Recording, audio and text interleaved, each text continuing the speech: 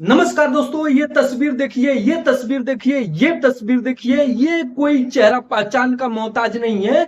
ये power star Pawan Singh का तस्वीर जो कि सोशल मीडिया पर तहलका मचा रहा है। और सोशल मीडिया के तहत पूरे बिहार भर में जगह जगह पटना की सड़कों का ये तस्वीर देखिए, ये बक्सर का तस्वीर देखिए।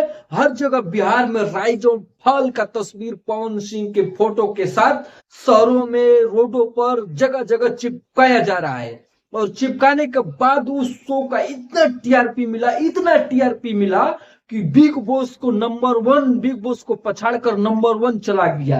ये होता है पावर, असली पावर। और पावर स्टार पवन सिंह ऐसे ही नहीं, पावर स्टार पवन सिंह कहे जाते हैं। उनका एक एक ब्लॉकबस्टर गाना, फिल्म, ऑडियो, वीडियो एक पोस्ट करते हैं तो इतना तहलका मच जाता है। तो उनका एक फोटो अगर राइज और फॉल में जाते हैं तो उसका क्या हाल होगा आप देखिए तस्वीर में। और ये कहीं पे भी जाएंगे बिहार भर में, बक्सर, पटना, आरा, मोतिहारी, मुजफ्फरपुर, सब जगह ये तस्वीर लगा हुआ है पावर स्टार पवन सिंह का। हालांकि power star Pawan Singh rise और फॉल में से बाहर आ गए हैं। वो गए थे बस शो का टीआरपी बनाने के लिए।